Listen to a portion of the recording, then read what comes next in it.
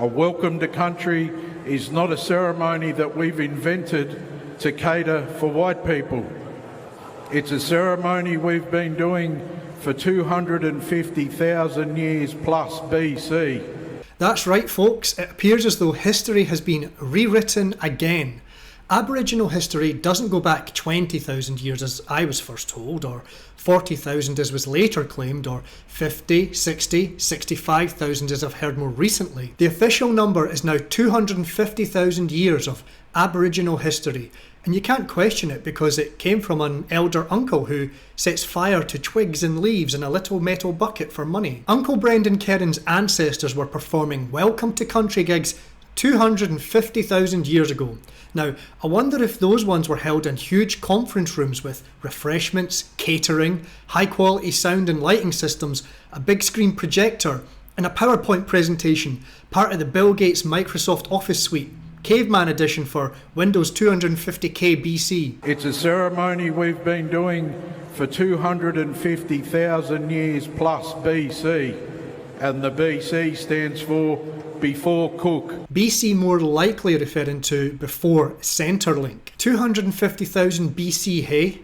Now, a dumbass like me doesn't know much about science, but I'm having a look at this website here which tells me that the Out of Africa model is the most widely accepted model for how and where humans evolved, and that this model traces us all back to one woman who lived in Africa 200,000 years ago. So if he and I have the same ancestry, and he's going that far back to claim his peoples were doing the ceremony at that time, then I must be just as Aboriginal as him.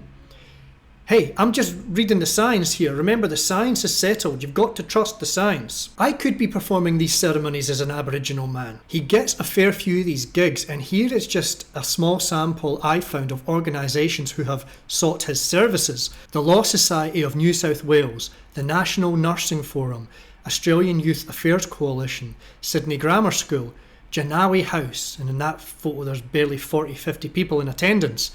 Some contemporary art group called First Draft that no doubt get plenty of government grants, the Clean Energy Finance Corporation, North Shore Health Hub, Australian Institute Disaster Resilience, Macquarie University, Wilson Storage, Willara Sailing Club, Goodman Australia, Australian Fashion Council, the Department of Prime Minister and Cabinet, New South Wales Health, Paralympics Australia, the National Land Care Conference. The list goes on and on and on.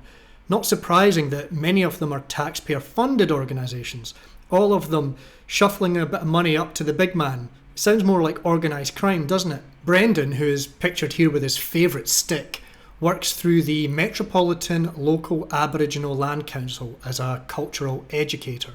And there's loads of these land councils, by the way. Each of them's got their own special funding deals with state and federal government. We're told on their website that these smoking ceremonies are 60,000 years old. I assume that they were always done with a metal bucket and a lighter, and that the leaves are culturally prepared in advance.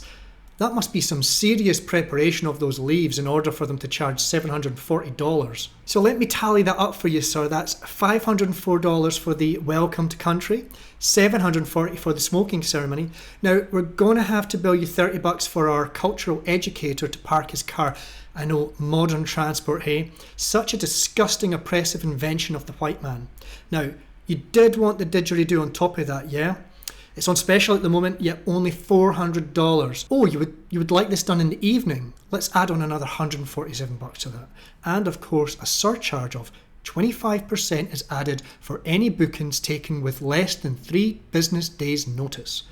The concept of a surcharge, of course, is traditionally Aboriginal. It goes back several 100,000 years. Now, you mentioned on the phone you may want some extra sacred smoke. Now, that is not a problem at all, sir. We can add that in free of charge at your request.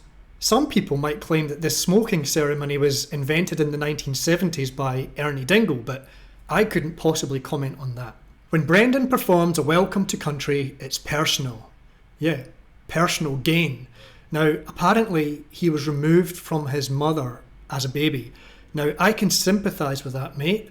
A lot of people have had complex and unfair upbringings, but that doesn't justify your pantomime of bullshit at the footy.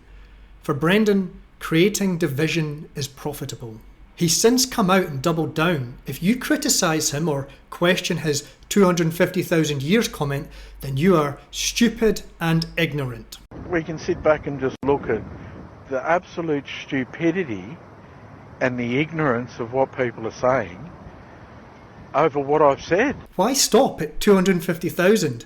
I don't think the average person on the street can comprehend numbers anyway. You may as well go 250 million. Go f***ing Triassic period, Jurassic, welcome to country for the Stegosaurus. I'm over this. I've got Aboriginal fatigue, as I heard someone describe it recently. They've truly jumped the shark with this. But will it even matter? Look at the players' response. Just quietly accepting this as truth. It's a reflection on the masses, accepting this constantly shifting bullshit, probably too afraid to challenge these elitist bullies. Sorry, I'm not buying it anymore. I'm not even going to pretend to buy it anymore. You f***ing ruined it. You went too far.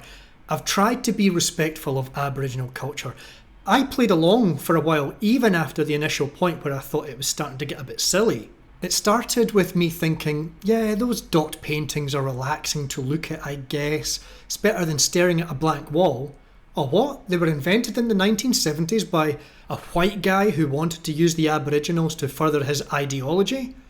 Look, let them embrace that. It will give them a feeling of worth, and to some of them it might help them make a living. Welcome to country. What's that? Why are we getting it at the footy? It's fine. I'll respect it. They get to dress up and put on some face paint, bang some drums and stuff. Wait, why is there a bunch of white girls pretending to be full-on Aboriginal because they think they've found some tiny percentage of Aboriginal ancestry? Tom, who cares? Let them get on with it. Oh, now we don't say Melbourne, we say Narm. Since when? Why is everyone suddenly pretending that they've always used the word Narm? I only heard of it for the first time a couple of years ago.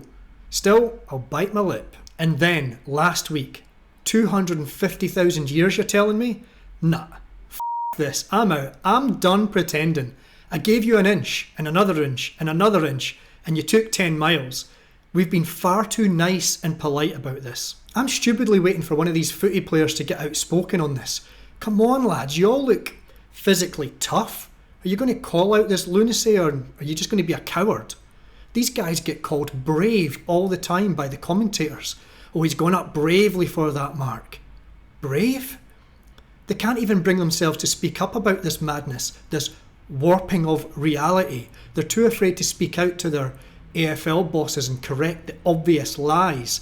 What sort of role model is that to kids? I mean, does this not perfectly demonstrate how most people have been manipulated and put under control? Before you know it, this is going to be the official curriculum getting taught to your kids. Do a Google search today asking, when did Aboriginals arrive in Australia? Monitor that in the coming years and see if the answer changes. It's the same way in that schools are starting to accept the lie that little boys can become little girls with just one slice of a blade. And even parents who might privately disagree with it are keeping their mouths shut.